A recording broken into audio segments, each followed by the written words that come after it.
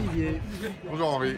Ah, je vois que tu as dans la main deux innovations. Nous sommes au Salon du Livre, au stand hors série. D'ailleurs, Voilà, le stand de l'innovation en fait. Le directeur. Voilà. Et tu vas nous présenter cette innovation quand même absolument incroyable sur des livres destinés aux dyslexiques. Exactement. Alors comment ça se passe? Ça fait partie des nombreux avantages de la solution, c'est que nous on mise beaucoup sur la solution, c'est une impression à la demande. Voilà, c'est cette machine de livres qui permet de ne pas avoir à générer des volumes importants d'impression, etc. Ouais. Donc c'est à la demande, chaque livre est unique. Comme chaque livre est unique, on mise beaucoup sur la personnalisation des livres. Puisque forcément, tu peux avoir un livre qui est dédié à ton besoin. Et donc je prends un livre normal, voilà, avec une typo normale, et on en fait un exemplaire pour dyslexique. Exactement. Alors donc, incroyable. Ça c'est un roman classique que tu peux trouver dans le commerce.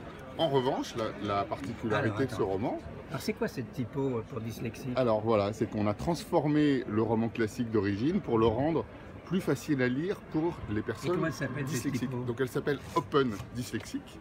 Ouais. C'est en fait une typo libre de droit qu'on peut trouver dans le commerce. Et donc il y a quelques particularités. Comme tu vois, l'empattement des lettres est très particulier puisqu'il y a un ancrage plus important là où la lettre, sur la base des lettres. Ce qui fait que ça évite aux personnes dyslexiques de mélanger les P, les D ou les lettres qui se ressemblent. Et moi personnellement je ne suis pas dyslexique, mais on a pu démontrer que c'était une véritable aide. Alors moi je l'ai testé sur un certain nombre de personnes que je connais. Alors ce qui est étonnant, c'est qu'il y a beaucoup de types de dyslexie, mais ça aide un certain nombre de personnes dyslexiques. Donc on va pas faire une affirmation définitive absolue, mais en tout cas ça aide certaines personnes. L'autre particularité, c'est qu'on voit que le texte est très aéré. Donc en fait on voit que ça prend plus de place. Ça prend plus de place, donc ce livre est plus épais en fait que le livre d'origine, mais les lignes sont plus écartées, ce qui évite encore une fois de mélanger les lettres ou de mélanger les lignes. Et donc voilà, grâce à ce texte...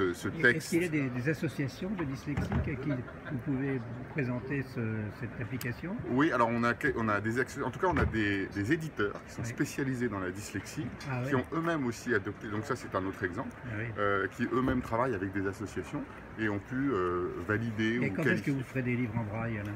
Alors les livres en braille pour l'imprimante 3D là cette fois, c'est la prochaine génération. Donc on te sollicitera ce jour-là pour nous aider à trouver la bonne étape. Okay, bah, écoute, super. Merci Olivier. Merci Henri. Tu as des choses à dire? Très bientôt. La couverture de ce livre pour enfants qui est assez extraordinaire. Oui, voilà, on peut regarder. Lola, Saperlotte. Et le pirate de l'Atlantique. Et l'éditeur spécialisé dans la dyslexie s'appelle Miroir au trouble. Ah voilà. Miroir au trouble. Exactement. Formidable. Bien trouvé. Joli jeu de mots. Merci Olivier. Merci à toi. Bonne journée.